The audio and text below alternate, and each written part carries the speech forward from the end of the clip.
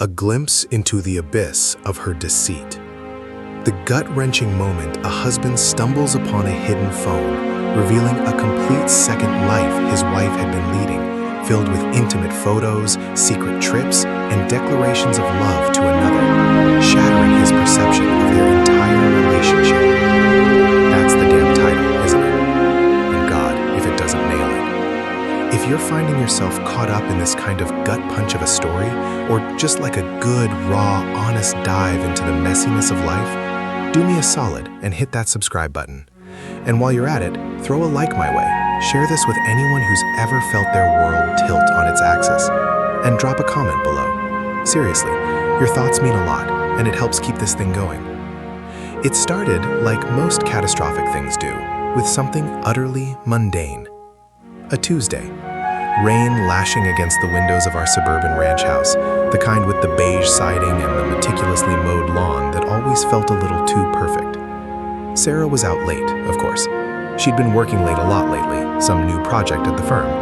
Or so she said. I was slumped on the couch, flipping through channels, the drone of the television a thin comfort against the silence that had been growing between us for months, a quiet hum of unspoken things, of missed connections. We'd been married 8 years, built a life, a house, talked about kids, the whole 9 yards. And somewhere along the line, the us had started to feel like me and her, two separate orbits just vaguely aware of each other's existence. I'd chalked it up to the usual stresses of married life, the ebb and flow. Turns out, it was something else entirely. I needed to find the charging cable for my phone. Mine was almost dead, and I'd meant to plug it in hours ago. Standard Tuesday night procedure. I figured it was probably in Sarah's car, tucked away somewhere in the console, or maybe it had migrated to the junk drawer in the kitchen. I got up, stretched, the ache in my shoulders a dull throb I'd been ignoring for weeks. I decided to check her purse first, a large, slouchy leather thing she usually left on the hall table when she got home. It was still there, smelling faintly of her perfume, a mix of something floral and something spicy. I rummaged through it, past the wallet, the keys, the crumpled receipts, the endless array of lip glosses and tiny notebooks. Nothing. My fingers brushed against something hard, something out of place, nestled deep in a side pocket. It wasn't my charger. It was another phone. Not just any phone. A sleek, minimalist black model I didn't recognize. Not ours. Not the kind Sarah would buy. Hers was a rose gold iPhone, always front and center, always connected to our shared cloud. This one felt secret. It was heavy, cool to the touch, and inexplicably, a cold dread began to seep into my veins. It wasn't like me to snoop, never had been. I'm not a jealous guy, not prone to suspicion, but there was something about the weight of this thing, the way it was hidden, that felt wrong. Deeply, fundamentally wrong.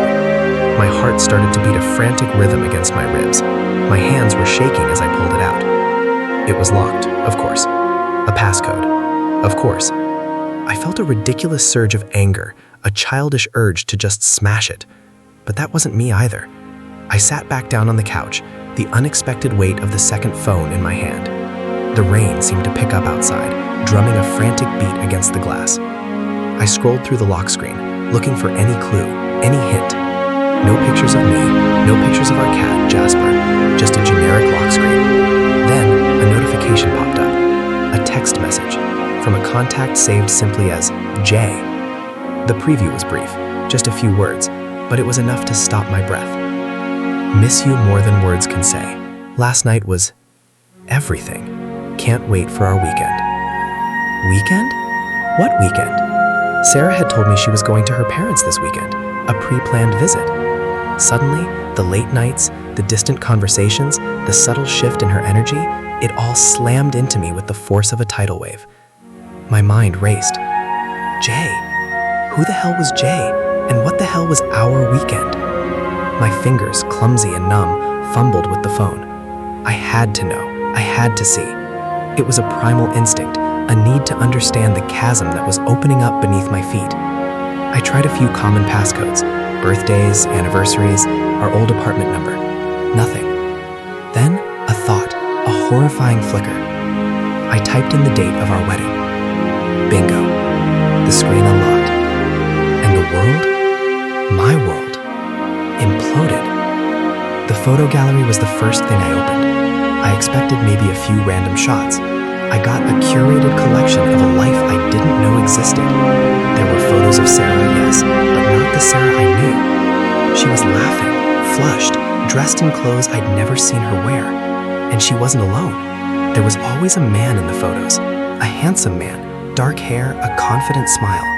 He was often touching her, his arm around her waist, his hand on her thigh, his lips close to his ear. Some of the photos were taken in places I didn't recognize: a dimly lit bar, a hotel room with a ridiculously plush bed, a beach at sunset. Other photos were more intimate, taken in what looked like another apartment. Whispers of a life I was completely excluded from. I scrolled, my breath catching in my throat, my hands slick with sweat. There were selfies of them together, kissing, their faces full of a raw, uninhibited joy that was both intoxicating and sickening. I saw photos of her in a bikini I'd bought her for our anniversary trip to Mexico. But this wasn't Mexico. This was somewhere else, somewhere new. And then there were the videos, short, shaky clips of them dancing, laughing, whispering. One video in particular made my stomach clench with a nauseating mix of pain and rage. It was Sarah, her eyes closed, her head thrown back in pleasure, her voice a soft murmur of a name. Not mine. I stumbled back to the couch, the phone still clutched in my hand. It felt like a venomous serpent, coiled and ready to strike. My vision blurred and I had to blink hard to clear it. This couldn't be real. This had to be some elaborate prank. But the details, the consistency, the sheer volume of it all, it was too much for a prank. I felt a wave of nausea wash over me, and I fought the urge to vomit. I'd always thought of Sarah as my rock, my anchor. We built everything together. Our shared history, our inside jokes, the quiet comfort of knowing someone so intimately. And all of it felt like a lie, a beautiful, intricate, devastating lie. I started swiping through the messages, thousands of them, conversations spanning months, declarations of love, plans for secret rendezvous, excuses for her absences. Can't tonight, honey, got a big deadline. Working late, love you. These weren't just casual flings. This was an entire parallel existence. The tone of the messages from Jay was adoring, passionate, possessive. He talked about their future, about leaving everything behind for her. He sent her pictures of himself, sent her poems. And Sarah responded in kind. She called him her soulmate, her everything. She wrote about how she wished she could be with him all the time, how she hated having to pretend. Pretend. That was the word that hit me the hardest. All this time, she'd been pretending to love me, pretending to be happy, pretending to be the wife I thought I had. I felt a burning anger start to simmer beneath the shock. How could she? How could she do this to us? To me? I reread some of her messages, searching for any hint of what I'd done wrong, any reason she'd felt the need to seek this out. But there was nothing there. No accusations, no complaints, just a deep, unsettling emptiness that seemed to drive her away. I looked at a photo of Sarah and Jay at what looked like a nice restaurant. Sarah was wearing a dress I recognized, a dress she told me was too tight for me. She'd said she was saving it for a special occasion. Apparently, the occasion was a date with another man. I felt a hollow ache in my chest, a profound sense of betrayal that was almost physical. I wanted to scream, to break something, to lash out. But I was paralyzed, frozen by the sheer magnitude of the revelation. I found a series of messages detailing a trip they'd taken to a cabin upstate. Dates matched up with the time Sarah had claimed to be visiting her sister. There were photos from that trip too. Sarah and Jay by a fireplace, their faces illuminated by the flickering flames. Sarah wrapped in his arms, looking more content than I'd ever seen her. I remembered calling her during that trip, her voice a little strained, telling me she was having a quiet time, relaxing with another man. The hypocrisy was sickening. I scrolled through more photos, more messages. Each click of my finger was a hammer blow, shattering the carefully constructed reality of my marriage. I found an email thread discussing a shared bank account, a secret one. Funds had been siphoned off little by little from our joint savings. For what? secret trips, for gifts for Jay. The practical betrayal, the financial betrayal, was almost as devastating as the emotional one. It wasn't just an affair, it was a calculated, prolonged deception. The rain had stopped. The silence in the house was deafening now, punctuated only by the frantic thumping of my own heart. I looked at the clock on the wall. It was almost midnight. Sarah wouldn't be home for hours. I had this phone, this abyss of her deceit in my hands. I could delete it all, pretend I never saw it, try to salvage something. Or I could confront her. The thought of her face, her lies, her easy deception made my blood boil. I found a folder labeled Future. Inside, there were scanned copies of real estate listings, apartments in different cities, emails discussing moving logistics. It wasn't just an affair, it was a plan to leave me, to start a new life with Jay. And I, the oblivious husband, had been none the wiser. I felt a cold, creeping realization that my entire marriage, the last 8 years, had been a lie, a meticulously crafted illusion. My hands were still trembling, but a new emotion was starting to rise through the shock and the pain. It was a raw, unadulterated rage. I looked at a picture of Sarah smiling, her eyes bright, her face radiant. But it wasn't radiant for me, it was radiant for him. And in that moment, looking at that picture, I knew that nothing would ever be the same. The foundation of my life had crumbled, leaving me standing on unstable ground, the abyss staring back at me. I didn't know what I was going to do, but I knew I couldn't go back to the person I was an hour ago. Not anymore. The weight of the phone in my hand was crushing, a small, dark rectangle that held the ruins of my life. I felt a strange detachment, as if I were watching someone else's tragedy unfold. My own. I kept scrolling almost compulsively through the photos, the messages, the scanned documents. Each item was another shard of glass, reflecting back a distorted image of the woman I thought I knew.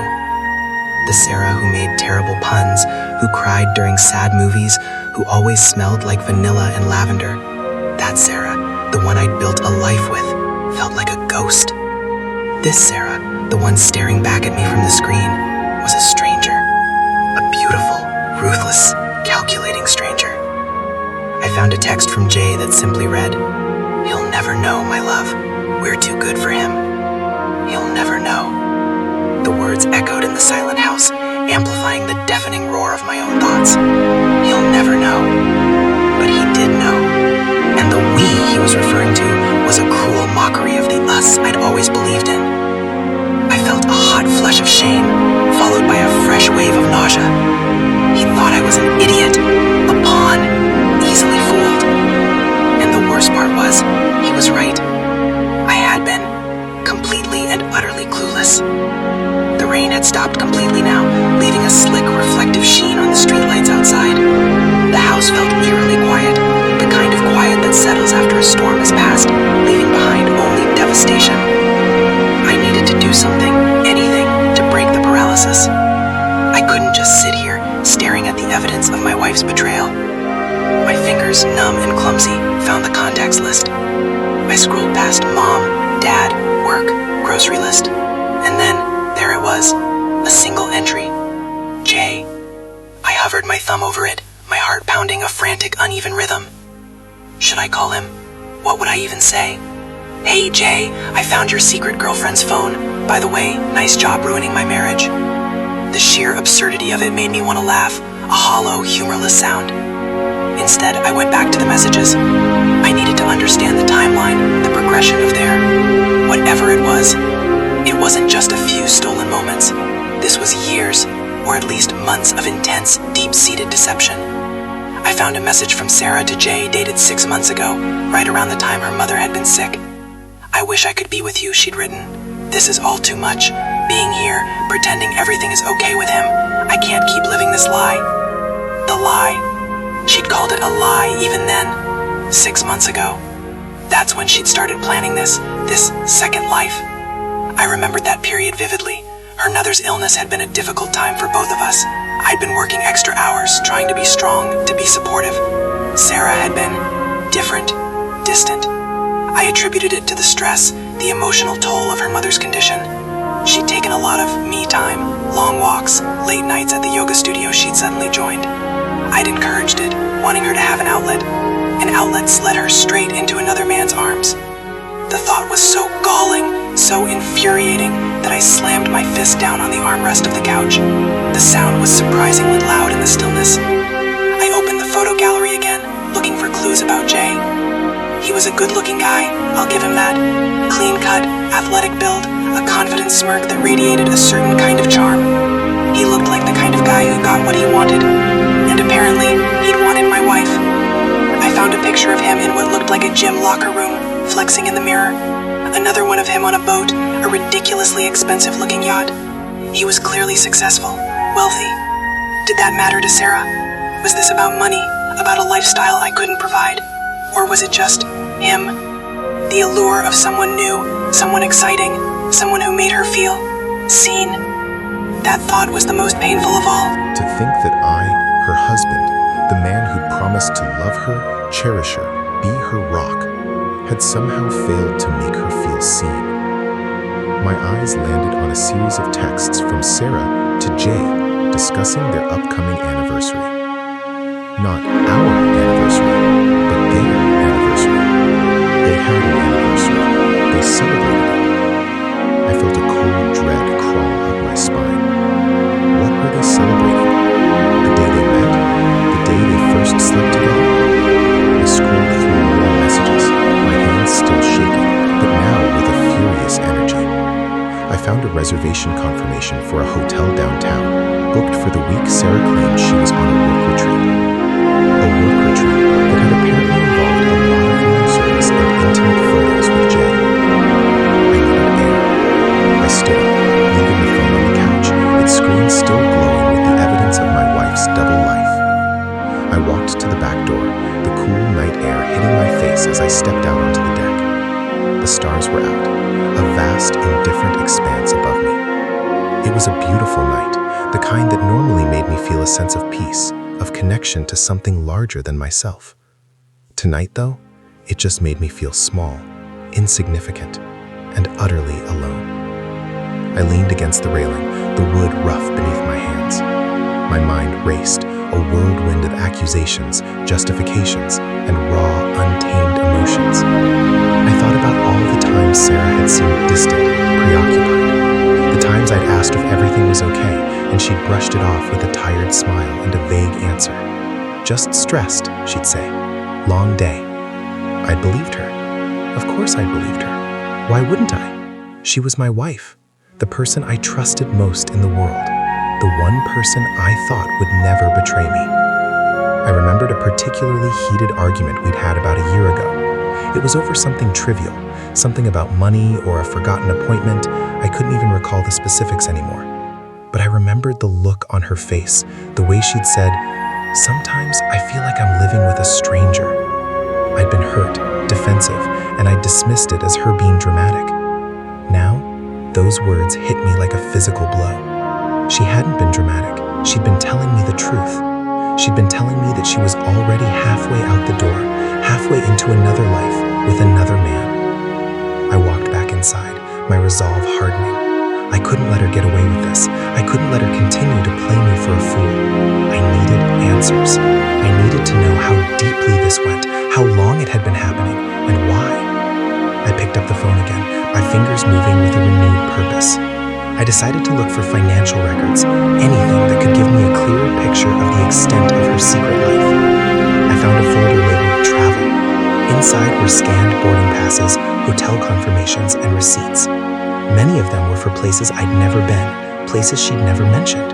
A romantic getaway to Napa Valley, a weekend in Chicago, a short trip to a secluded cabin in the mountains that I distinctly recall her saying she was visiting her parents during. It was all there, every lie, meticulously documented. I stumbled upon a series of messages from Jay talking about a surprise he'd planned for her, a surprise that involved a specific date, a date that was next weekend. He was so excited about it, talking about how she was going to love it, how it was going to be the start of their new life. Their new life. The words sent a shiver of pure terror down my spine. He wasn't just having an affair with her, he was planning a future with her, a future that involved leaving me. My mind flashed back to Sarah's recent behavior, the way she'd been so secretive about her phone, always keeping it close, face down, the hushed phone calls she'd taken in the other room, the vague excuses she'd made for her late nights. It all clicked into place, a horrifying mosaic of deception.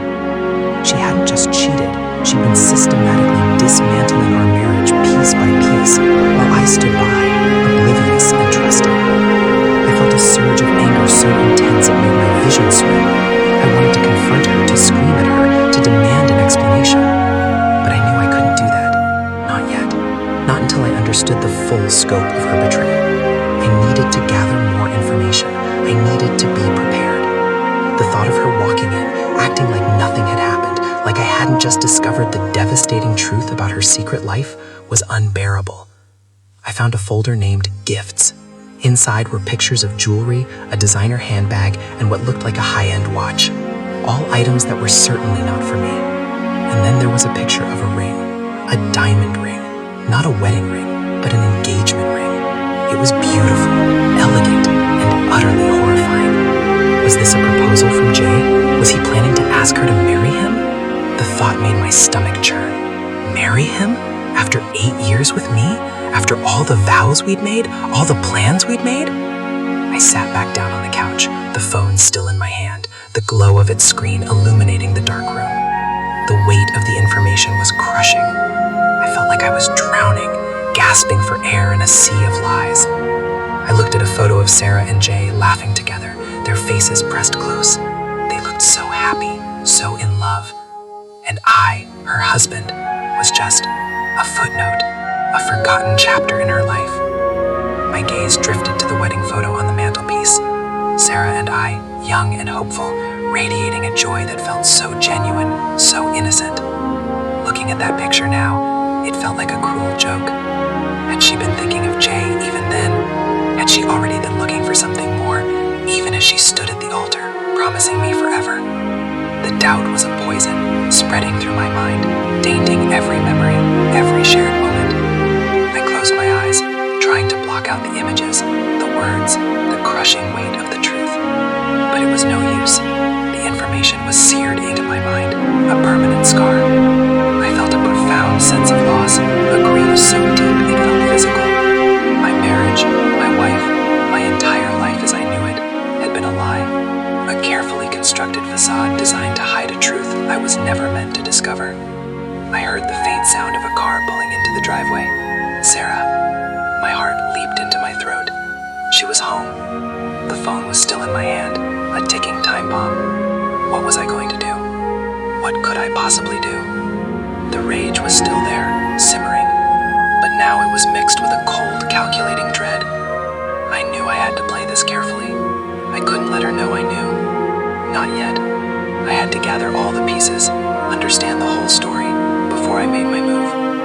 I quickly shoved the phone into my pocket, my hands slick with sweat. I stood up, trying to compose myself, to put on a mask of normalcy.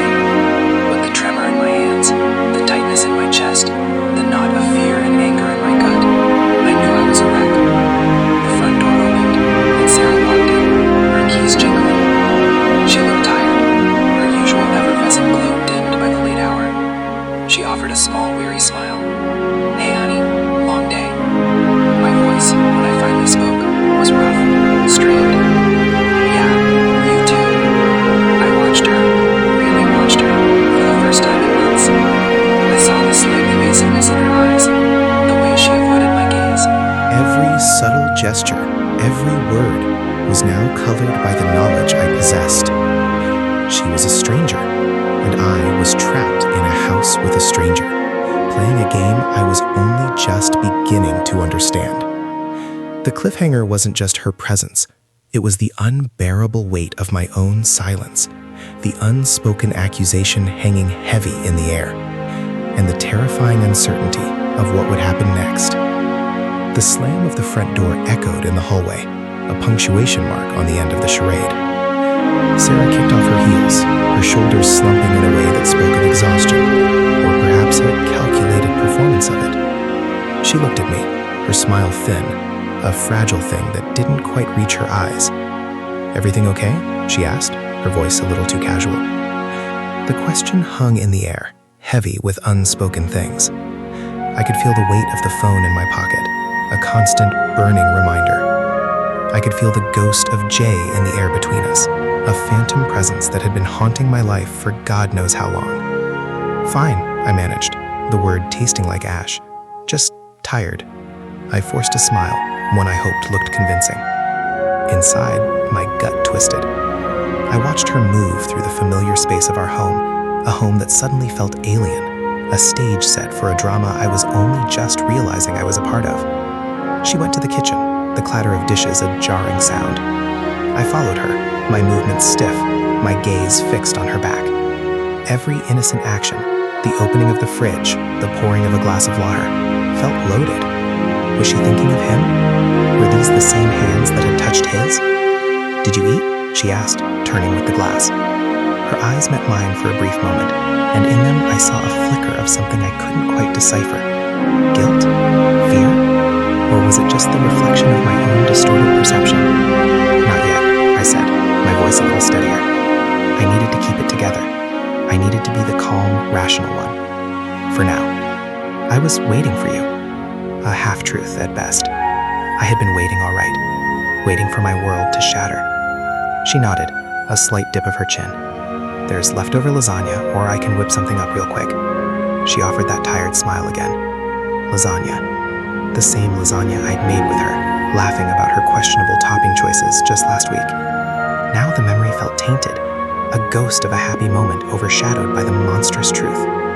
"Lasagna's fine," I said, walking over to the counter and leaning against it. I needed something to hold on to, something solid. The cool granite was a welcome sensation against my clammy hands. I watched her move around the kitchen, her familiar grace now tinged with a sinister elegance. The way she hummed a little tune as she heated the food, the way she chopped a salad with practiced ease. It was all a performance, a masterful, devastating performance. "You were quiet when I left this morning," she said, her back to me as she placed the plates on the table. "Everything all right at work?" Work.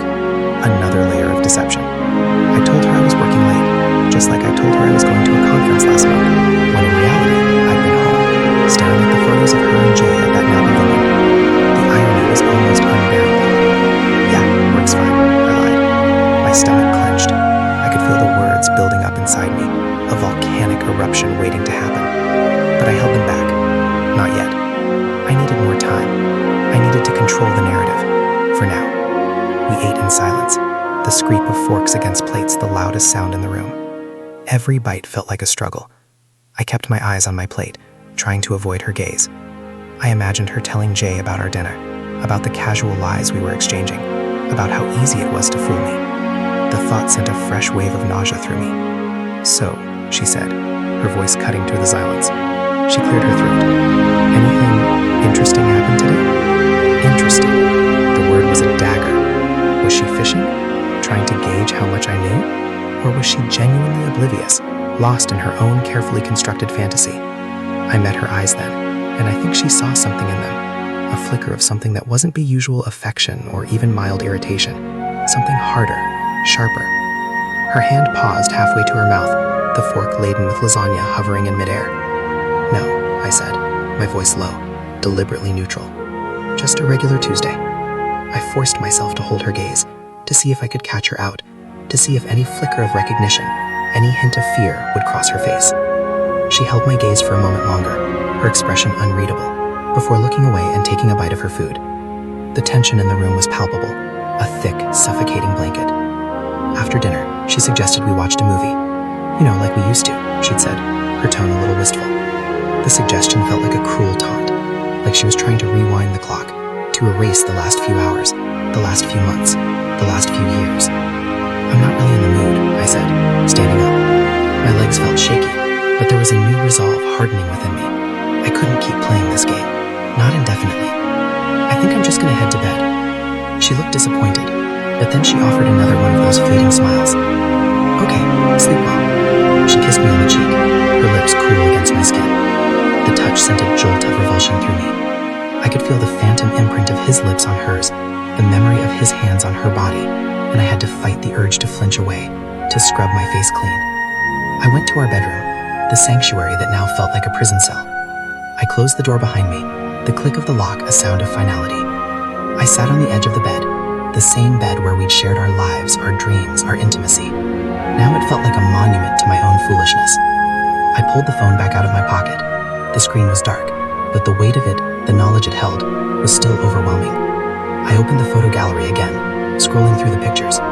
There were so many stolen moments, so many shared smiles, so many intimate glances. They were a testament to her duplicity, a cruel mockery of the vows she'd taken. I saw a photo of Sarah laughing, her head thrown back, with Jay standing beside her, his arm around her waist. They were at a beach, the sun glinting off the water. It looked idyllic, perfect, the kind of picture you'd see in a magazine, a snapshot of pure happiness. And it was all a lie. I scrolled further, my finger trembling, and then I saw it, a video. It was short, only a few seconds long, but it was enough. It was Sarah, laughing, her hair blowing in the wind. She was looking directly at the camera, her eyes sparkling, and then, just as she opened her mouth to speak, a man's voice, deep and resonant, cut through the sound of the waves. "I love you," he said, and Sarah, with a smile that was both radiant and utterly heartbreaking, whispered back, "I love you too." The video ended. The room spun. The air left my lungs in a ragged gasp. I couldn't breathe. I couldn't think. The words, "I love you too," delivered with such genuine affection, such palpable emotion. It was more than I could bear. It wasn't just a physical betrayal. It was a betrayal of the heart, of the soul. She loved him. She truly, deeply loved him. And I had been a fool, a blind, deaf, and dumb fool, living a life that was a curated illusion. Tears streamed down my face, hot and stinging. They weren't just tears of anger or pain. They were tears of loss, of grief, of utter devastation. The life I thought I had, the woman I thought I loved, the future we had planned, it had all been a mirage. A cruel, elaborate prank played on me by the woman I trusted most in the world. I sat there for a long time, the phone clutched in my hand, the silence of the room broken only by my choked sobs. The weight of it all was crushing. I felt hollowed out, stripped bare. There was nothing left. No pretense, no denial, no hope. Just the stark, brutal reality of her betrayal. Eventually, the tears subsided, leaving behind a raw, aching emptiness. The rage, however, was still there, a cold, hard knot in my chest. It was a different kind of rage now, less impulsive, more deeply rooted. A rage that demanded something. Justice. Answers. Closure. I stood up, my legs still unsteady. I walked to the window, looking out at the dark, quiet street. The moon cast a pale, ethereal glow in the sleeping neighborhood. Everyone else's lives seemed so normal, so peaceful. And here I was, my world irrevocably broken. I knew I couldn't let this go. I couldn't just pretend it hadn't happened, move on, and try to pick up the pieces. The damage was too deep, the wound too raw. I needed to confront her. I needed to hear it from her, face to face. I needed to see the truth in her eyes, to witness the unraveling of her carefully constructed lie. I went back to the couch in the living room, the same couch where I'd first discovered the truth. I sat down, the phone still in my hand, its screen dark now. I took a deep, shuddering breath, trying to calm the frantic beating of my heart. I rehearsed the words in my head, the questions I needed to ask, the accusations I needed to make. But no matter how many times I rehearsed it, no matter how prepared I tried to be, I knew that nothing could truly prepare me for the confrontation that was coming. The hours crawled by. I sat in the darkness, the silence of the house amplifying my own turmoil. I heard Sarah moving around upstairs, the sounds of her getting ready for bed. Each creak of the floorboards, each muffled sound, sent a fresh wave of anxiety through me. I was a coiled spring, ready to snap. Finally, I heard footsteps on the stairs. She appeared in the doorway, dressed in her pajamas, her hair loose around her shoulders. She looked softer, more vulnerable in the dim light. But I knew better. I knew the woman standing before me was capable of immense deception. She stopped when she saw me sitting there, my silhouette stark against the faint light from the street. Her expression shifted, a subtle narrowing of her eyes, a slight tensing of her jaw. She knew. In that instant, I knew she knew I knew. The pretense was over. "What are you doing up?" she asked, her voice carefully neutral, but with an underlying tremor. I didn't answer. I just looked at her, my gaze unwavering. I let the silence stretch between us, thick with unspoken accusations. I could feel her unease, the subtle shift in her posture. She was starting to fray. "Is everything okay?" she asked again, her voice a little higher this time. I stood up, slowly, deliberately. I walked towards her, my movements measured, controlled. I stopped a few feet away, close enough to see the fine lines of worry etched around her eyes, close enough to feel the heat radiating from her skin. "No, Sarah," I said, my voice low and steady. "Everything is not okay." Her breath hitched, her eyes widened slightly, a flicker of fear finally breaking through. "What are you talking about?" she whispered. I reached into my pocket and pulled out the phone.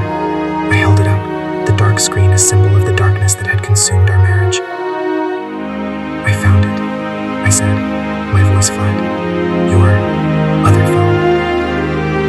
The color drained from her face. Her eyes darted to the phone, then back to mine, her pupils dilating. She opened her mouth to speak, but no sound came out. She looked trapped, cornered. The facade had crumbled completely. "Who is Jay, Sarah?" I asked, the name a venomous whisper. "And don't lie to me. Not anymore." Her lip trembled. She shook her head, a barely perceptible movement. Tears welled up in her eyes, but they didn't fall. She was fighting them, fighting the inevitable. It's complicated," she stammered, her voice barely audible. "Complicated?" I echoed, a bitter laugh escaping my lips. "You think this is complicated? You think 8 years of marriage, of promises, of shared lives is complicated when you're sleeping with another man?" The accusation hung in the air, raw and brutal. She flinched, as if I'd struck her. "It wasn't supposed to happen," she whispered, her voice choked with emotion. "It just did. It just did," I repeated, my voice rising. The carefully constructed calm I maintained for hours was starting to crack. "When did it just did start, Sarah? 6 months ago? A year ago? Was it when your mother was sick? Was it when you were taking me time at yoga? Was it during your work retreat to Napa?" Each question was a blow, landing with devastating accuracy. Her face crumbled. The fight seemed to drain out of her, leaving her looking small and defeated. "It started a little over a year ago," she admitted, her voice barely a whisper. "We met at a conference." A conference. The same conference where I'd been stuck working late, while she was building a secret life. The pieces were falling into place with agonizing clarity. "And you loved him," I stated. Not a question, but a pronouncement. "Didn't you?" She looked at me, her eyes filled with a profound sadness that was almost worse than anger. She nodded, a single, slow movement of her head. "Yes," she whispered. I still do." The words hit me like a physical force. I staggered back a step, my hand flying to my chest. The emptiness inside me yawned wider, a chasm threatening to swallow me whole. She loved him, and she was still in love with him. The implication was clear. She wasn't just ending an affair, she was choosing. "So," I said, my voice hollow, devoid of all emotion. "What happens now? What about us?" She looked at me, her eyes pleading, but there was no escape from the truth. I don't know," she whispered. "I never wanted to hurt you, but you did," I said, my voice quiet, deadly. "You shattered me. You took everything I thought was real, and you turned it into ashes. Everything we had, it was a lie." Tears finally streamed down her face, tracing paths through the residual makeup from the night before. She looked utterly broken, and for a fleeting, insane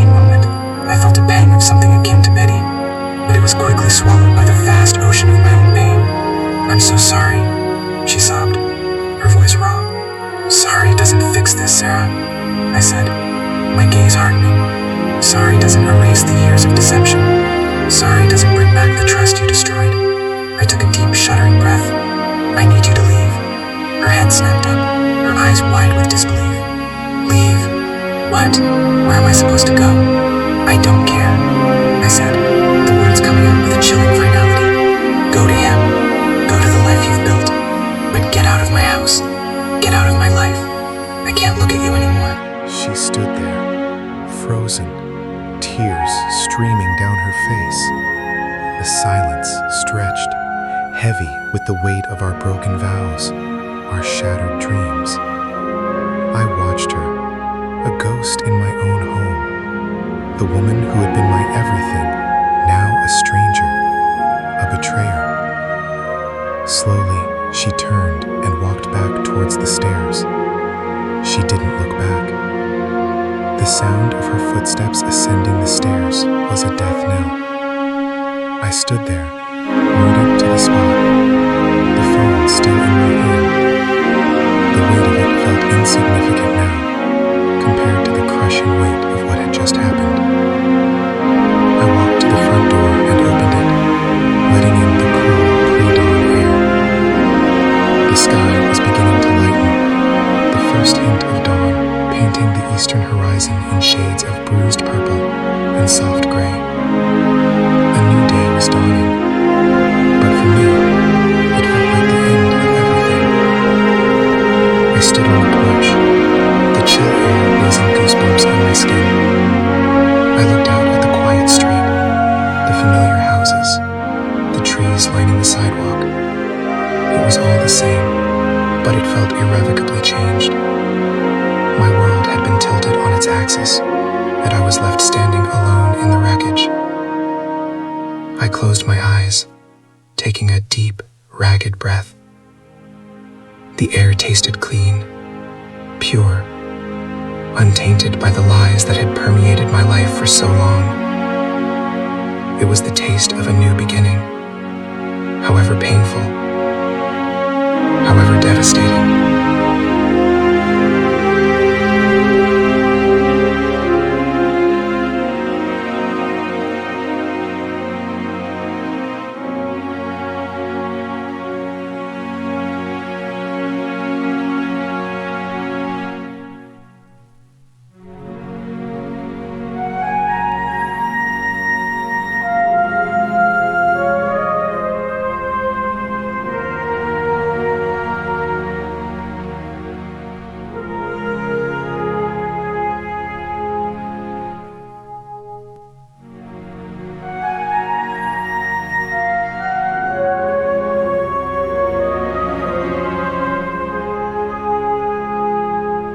Celasa stood, heavy with the weight of our broken vows, our shattered dreams. I watched her, a ghost in my own home.